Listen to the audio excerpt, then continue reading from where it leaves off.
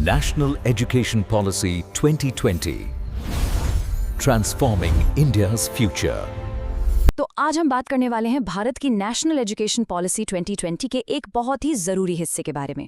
ये एक बहुत बड़ा सपना है, एक ऐसी एजुकेशन सिस्टम बनाने का जहां हर बच्चे को चाहे वो कहीं से भी आता हो, उसे आगे बढ़ने का एक बराबर का मौका मिले। इसी को कहते हैं इक्विटेबल एंड इंक्लूसिव एजुकेशन। पर इसका असल मतलब क्या है, चलिए आज इसी को समझते हैं। लेकिन इन सब अच्छी बातों के बीच एक बहुत बड़ा सवाल खड़ा होता है, वो ये कि आखिर क्यों लाखों बच्चे कभी अपनी स्कूल की पढ़ाई पूरी ही नहीं कर पाते। और जानते हैं, इसी सवाल के जवाब में एनईपी 2020 की असली ज़रूरत छिपी है।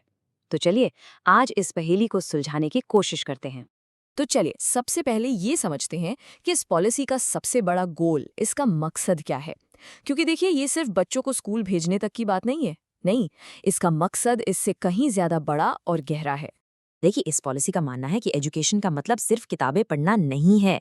नहीं, ये सोशल जस्टिस और इक्वालिटी यानी सामाजिक न्याय और समानता की चाबी है। मतलब सोचिए, किसी बच्चे का फ्यूचर इस बात से तय नहीं होना चाहिए कि वो किस परिवार में पैदा हुआ, उसकी जाति क्या है या उसका जेंडर क्या है। एनईपी 2020 बस यही पक्का करना चाहती है कि हर एक बच्चे को अपनी काबिलियत दिखाने का और देश को आगे बढ़ाने में अपना योगदान देने का एक बराबर का मौका मिले। सीधी सी बात है, कोई भी बच्चा पीछे नहीं छूटना चाहिए। चलिए इसको एक आसान से एग्जाम्पल से समझते हैं। सोचिए, एक बच्चा है जो एक गरीब परिवार से है और दूसरा एक बहुत अमीर परिवार से। तो एनईपी 2020 का सपना क्या है? सपना ये है कि दोनों को एक जैसी हाई क्वालिटी एजुकेशन मिले, ताकि आगे चलकर दोनों अपनी मेहनत और टैलेंट के दम पर जो बनना चाहें वो बन सकें। अब ये सुनने में तो बहुत अच्छा लगता है ना, लेकिन जमीनी हकीकत रियलिटी इससे कई ज्यादा मुश्किल है। सच तो ये है कि शिक्षा की इस रेस में कुछ बच्चे बहुत बहुत पीछे छूट जाते हैं। तो अब हम उन्हीं ग्रुप्स पर फोकस करने वाले हैं जिन्हें इस पॉलिसी में खास ध्यान दिया गया है। क्यों? क्योंकि सबसे ज्यादा मुश्किलें यही झेलते हैं। देखिए, ऐसा नहीं है कि भारत ने एजुकेशन में तरक्की नहीं की, बिल्कुल की है। लेकिन आज भी एक बहुत गहरी खाई है, एक गैप है जो कुछ बच्चों को आगे बढ़ने ही नहीं देती।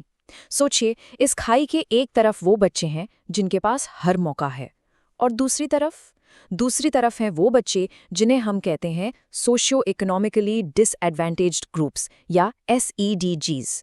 सीधे शब्दों में कहें तो ये वो बच्चे हैं जिन्हें हमारे समाज और सिस्टम ने हिस्टोरिकल रीजंस की वजह से कहीं पीछे छोड़ दिया है। तो सवाल उठता है कि SEDGs आखिर हैं कौन? अच्छा, इसमें कई तरह के बच्चे आते हैं। सबसे पहले जेंडर आइडेंटिटी के आधार पर, जैसे लड़कियां और ट्रांसजेंडर स्टूडेंट्स। फिर आते हैं सोशल कैटेगरीज, मतलब वो समुदाय जो सामाजिक वजह से पीछे रह गए, जैसे SC, ST, OBC और माइनॉरिटीज। फिर बात आती है ज्योग्राफी की, मतलब वो बच्चे जो दूर दराज के गांवों या छोटे शहरों में रहते हैं जहां मौके कम हैं। और हाँ, इसमें वो बच्चे भी शामिल हैं जिनकी पर्सनल लाइफ में मुश्किलें हैं, जैसे दिव्यांग बच्चे, माइग्रेंट वर्कर्स के बच्चे या फिर अनाथ बच्चे। आपको एक फर्क बताता हूँ। एक शहर में रहने वाले बच्चे के लिए स्कूल जाना, वो तो नॉर्मल सी बात है, राइट? लेकिन सोचिए जरा एक दूर के गांव में रहने वाली लड़की के बारे में। उसके लिए तो सिर्फ स्कूल तक पहुंचना ही अपने आप में एक बहुत बड़ा स्ट्रगल हो सकता है। और एनईपी 2020 का पूरा फोकस इन्हीं बच्चों पर है। वो बच्चे जिनके लिए एजुकेशन एक अधिकार से ज्यादा एक डेली चैलेंज बन गया है। और जब ये चैलेंजेस, ये मुश्किलें हद से ज्यादा बढ़ जाती हैं तो क्या होता है? इसका एक ही दुखद नतीजा निकलता है, बच्चे स्कूल छोड़ देते हैं। और यही हमारे एजुकेशन सिस्टम की सबसे बड़ी और सबसे ज़रूरी चुनौतियों में से एक है, स्कूल ड्रॉपआउट्स की प्रॉब्लम। आप इस प्रॉब्लम को एक लीक होती हुई पाइपलाइन की तरह समझ सकते हैं। सोचिए, क्लास 1 में तो ये पाइपलाइन पूरी भरी हुई है, मतलब बहुत सारे बच्चे एडमिशन लेते हैं। लेकिन जैसे जैसे क्लासेस बढ़ती हैं, 5th, 8th, 10th, ये पाइपलाइन लीक करने लगती है और क्लास 12 तक पहुंचते पहुंचते पाइप में बहुत कम बच्चे ही बचते हैं। और ये सिर्फ कहने की बात नहीं है, आंकड़े भी यही खतरनाक कहानी बताते हैं। आप देखिए, प्राइमरी लेवल पर एनरोलमेंट काफ़ी हाई है, लेकिन जैसे ही हम सेकेंडरी और फिर हायर सेकेंडरी लेवल पर जाते हैं, ये नंबर बहुत तेज़ी से नीचे गिरता है। और सबसे चिंता की बात क्या है? ये गिरावट सबसे ज़्यादा उन्हीं बच्चों में दिखती है जो SEDGs से आते हैं, जिनके लिए हर अगली क्लास एक नया पहाड़ चढ़ने जैसी होती है। तो सवाल ये है कि इस लीक होती पाइपलाइन से आखिर गिर कौन रहा है? सबसे ज्यादा नुकसान किसका हो रहा है? आंकड़े साफ दिखाते हैं एससी और एसटी कम्युनिटीज के बच्चे बड़ी संख्या में अपनी पढ़ाई बीच में ही छोड़ देते हैं। चिल्ड्रन विद स्पेशल नीड्स यानी दिव्यांग बच्चों के लिए तो ये ड्रॉप ऑफ और भी ज्यादा है। और एक बात जो लगभग हर ग्रुप में कॉमन है वो ये कि लड़कों के मुकाबले लड़कियां कई ज्यादा पीछे छूट जाती हैं।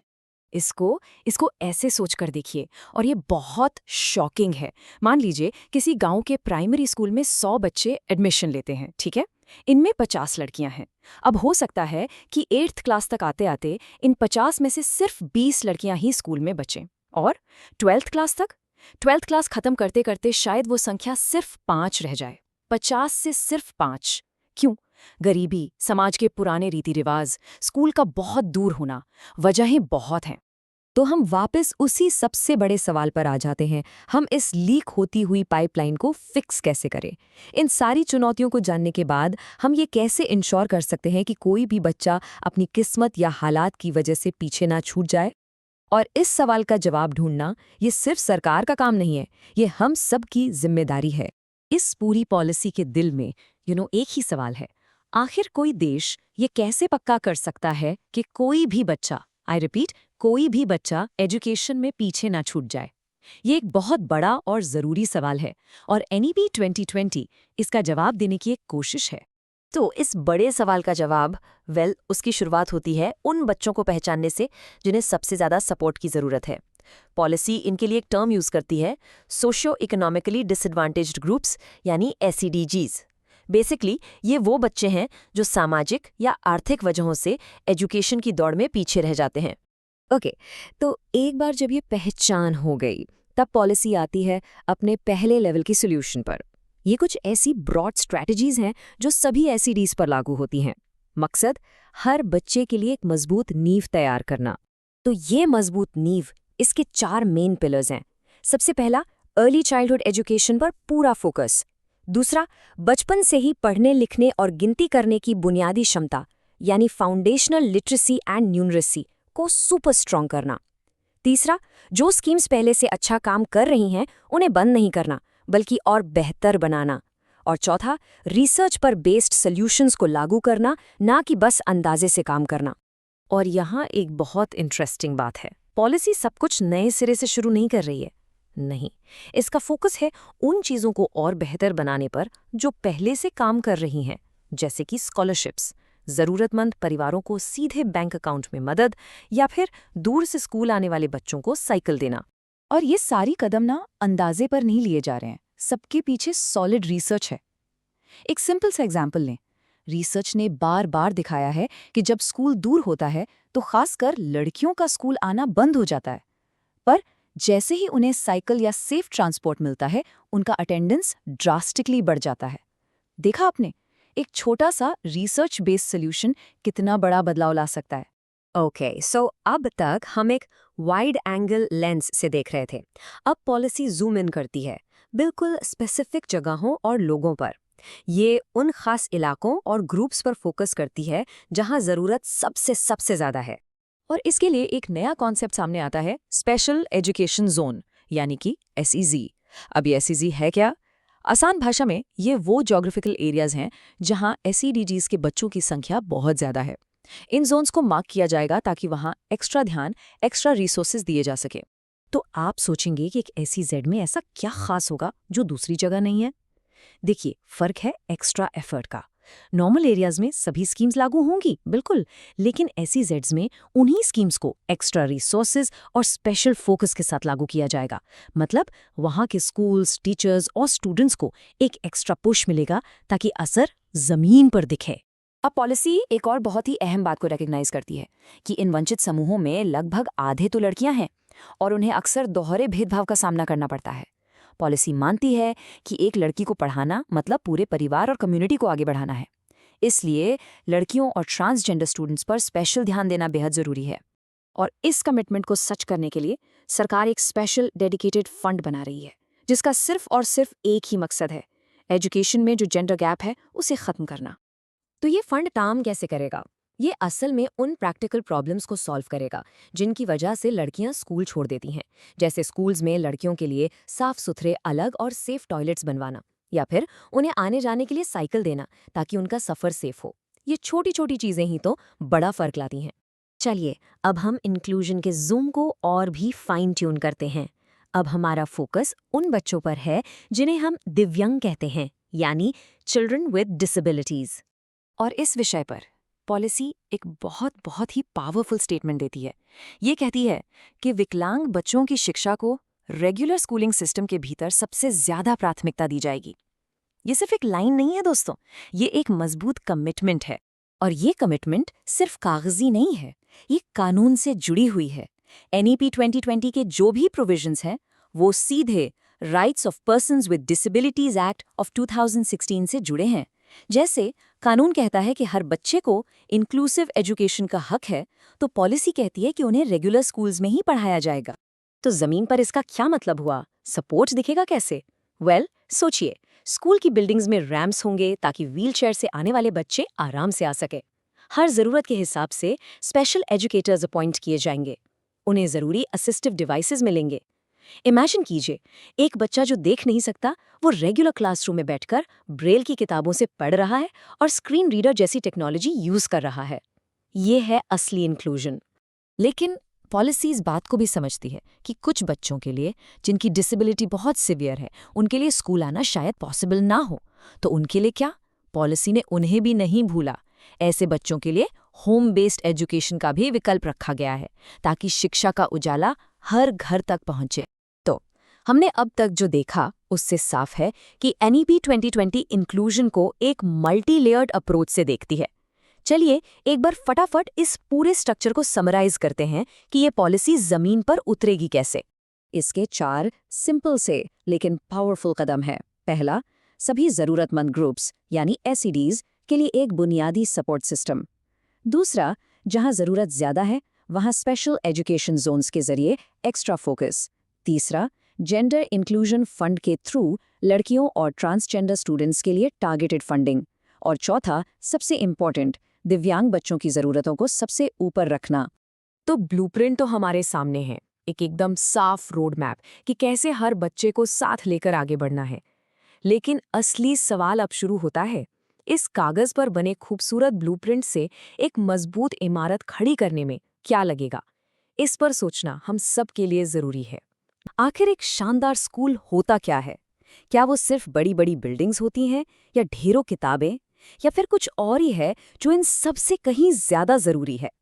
NEP 2020 का यही मानना है कि असली बदलाव स्कूल की दीवारों से नहीं बल्कि स्कूल के माहौल यानी उसके कल्चर से शुरू होता है। तो यहाँ सबसे बड़ी बात यह है कि आप कितनी भी अच्छी पॉलिसी बना ले वो कागज पर ही रह जाएगी जब तक कि स्कूल का कल्चर ही न बदले। मतलब किसी भी पॉलिसी की कामयाबी इस बात पर टिकी है कि स्कूल का माहौल कितना खुला हुआ है, कितना समावेशी और सम्मानजनक है। तो ये कल्चर बदलेगा कैसे? पॉलिसी कहती है कि स्कूल में हर किसी को, चाहे वो टीचर हो, प्रिंसिपल हो या बच्चे हो, सबको सेंसिटाइज्ड किया जाएगा। इसका मतलब है कि हर स्टूडेंट की गरिमा, उसके सम्मान और उसकी प्राइवेसी का ख्याल रखा जाएगा। और सिर्फ इतना ही नहीं, हमारे सिलेबस में अब मानव अधिकार और जेंडर इक्वालिटी जैसे सब्जेक्ट्स भी शामिल होंगे, ताकि बच्चे शुरू से ही अलग अलग कल्चर और धर्मों की इज्जत करना सीखें।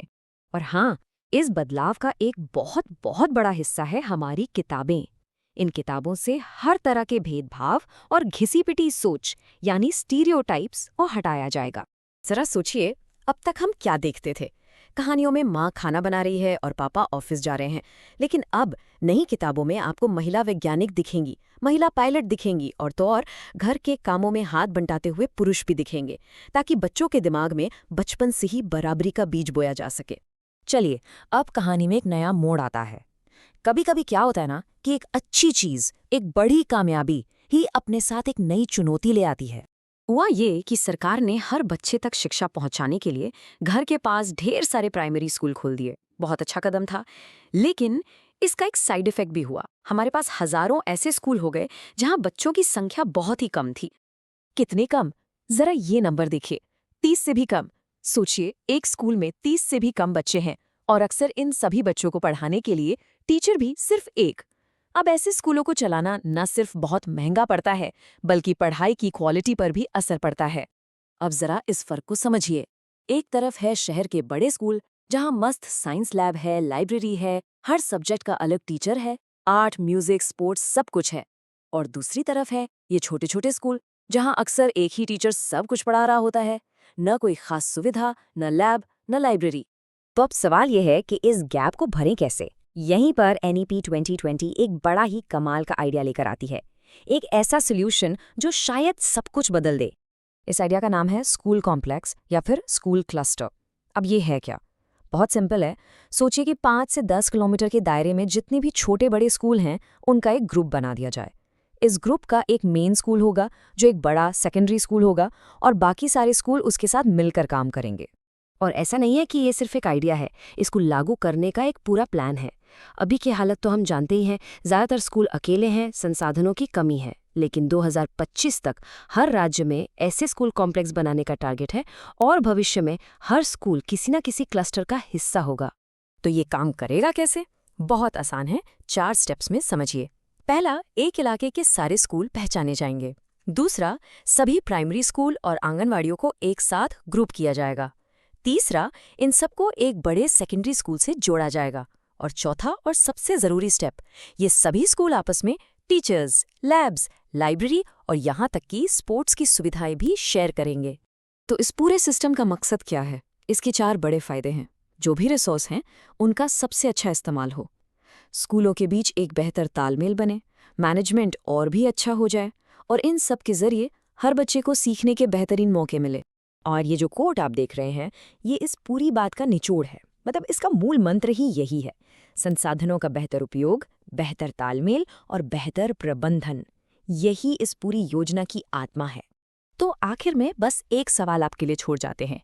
क्या आपको लगता है कि ये शेयरिंग का आइडिया, मतलब संसाधनों को आपस में बांटने का ये तरीका, सच में हमारे देश के हर बच्चे की असली काबिलियत को बाहर लाने की चाबी साबित हो सकता है? इस पर जरूर सोचिएगा। क्या हो अगर हर बच्चे को, चाहे वो कहीं भी पढ़ता हो, बेहतरीन साइंस लैब्स, बड़ी बड़ी लाइब्रेरियां और स्पेशलिस्ट टीचर्स मिल सकें? यही वो बड़ा सवाल है जिसका जवाब NEP 2020 स्कूल कॉम्प्लेक्स के जरिए देने की कोशिश करती है। तो चलिए सबसे पहले ये समझते हैं कि ये स्कूल कॉम्प्लेक्स आखिर हैं क्या, और ये कैसे स्कूलों को अकेलेपन से निकालकर एक दूसरे के साथ मिलकर काम करने की एक नई दुनिया में ले जाने वाले हैं। तो एक स्कूल कॉम्प्लेक्स क्या है? देखिए, बहुत ही आसान भाषा में ये आसपास के सरकारी स्कूलों का एक ग्रुप है, एक क्लस्टर है। इसमें एक मेन सेकेंडरी स्कूल होगा और उसके आस पड़ोस के जितने भी प्राइमरी और मिडिल स्कूल हैं वो सब इसका हिस्सा होंगे। आप इसे ऐसे समझिए, जैसे एक टीम बनाई जा रही है जहां हर स्कूल अब अकेला नहीं बल्कि एक दूसरे का साथी है। ओके, तो कॉन्सेप्ट तो समझ आ गया, पर इसका असली जादू कहाँ है? असली जादू शुरू होता है शेयरिंग से, यानी संसाधनों को आपस में बांटने से। आइए देखते हैं कि ये मिलकर काम करने की ताकत यानी कलेक्टिव पोटेंशियल को कैसे अनलॉक करता है। स्कूल कॉम्प्लेक्स बनने का सबसे बड़ा और सीधा फायदा है रिसोर्सेज की शेयरिंग। अब देखिए, जो आर्ट, म्यूजिक या फिजिकल एजुकेशन जैसे स्पेशलिस्ट टीचर हैं जो अक्सर छोटे स्कूलों में नहीं मिल पाते, वो अब इस कॉम्प्लेक्स के सभी स्कूलों में जाकर पढ़ा पाएंगे। छोटे स्कूलों के बच्चे भी अब कॉम्प्लेक्स की बड़ी साइंस लैब, अच्छी लाइब्रेरी या बेहतर स्पोर्ट्स फैसिलिटीज का इस्तेमाल कर सकेंगे। इतना ही नहीं, काउंसलर और सोशल वर्कर्स जैसी जरूरी सुविधाएं भी अब हर बच्चे की पहुंच में होंगी। इसको एक छोटे से उदाहरण से समझते हैं और ये आपको पूरा कॉन्सेप्ट क्लियर कर देगा। सोचिए, एक छोटा सा प्राइमरी स्कूल है जहां कभी कोई म्यूजिक टीचर था ही नहीं। अब स्कूल कॉम्प्लेक्स का म्यूजिक टीचर हफ्ते में 2 बार वहां आएगा और उन बच्चों को संगीत सिखाएगा। ये सिर्फ रिसोर्स शेयरिंग नहीं है, ये असर में उन बच्चों तक अवसर पहुंचाना है जिनके पास पहले ये मौके थे ही नहीं। और ये बात सिर्फ सुविधाओं या किताबों तक ही सीमित नहीं है, इसका असर इससे कहीं ज्यादा गहरा होने वाला है। ये उस अकेलेपन को तोड़ेगा जिससे हमारे हजारों स्कूल, खासकर ग्रामीण इलाकों में, सालों से जूझ रहे हैं। अब स्कूल मिलकर साइंस फेयर करवा पाएंगे, डिबेट कॉम्पिटिशन्स होंगे और इंटर स्कूल स्पोर्ट्स टूर्नामेंट्स भी होंगे। और हाँ, टीचर्स के लिए ये एक गेम चेंजर है। उन्हें एक दूसरे से सीखने और एक टीम की तरह मिलकर आगे बढ़ने के लिए एक जबरदस्त प्रोफेशनल कम्युनिटी मिलेगी। ऑलराइट, तो हमने रिसोर्स शेयरिंग की बात की, लेकिन ये सिर्फ पहला हिस्सा है। स्कूल कॉम्प्लेक्स एडमिनिस्ट्रेशन यानी प्रशासन का भी एक बिल्कुल नया मॉडल लेकर आते हैं। एक ऐसा मॉडल जो स्कूलों को जमीनी स्तर पर, ग्राउंड अप लेवल पर ताकत देता है। तो इन कॉम्प्लेक्स को चलाएगा कौन? इसके लिए बनाई जाएगी स्कूल कॉम्प्लेक्स मैनेजमेंट कमेटी यानी SCMC। यही कमेटी पूरे कॉम्प्लेक्स के एडमिनिस्ट्रेशन और मैनेजमेंट के लिए जिम्मेदार होगी। इससे फैसले लेने की पावर लोकल लेवल पर आएगी, जो ज्यादा असरदार और तेज होगी। अब ये वाला पार्ट बहुत ही इंटरेस्टिंग है। देखिए प्लानिंग का तरीका कैसे बदल रहा है।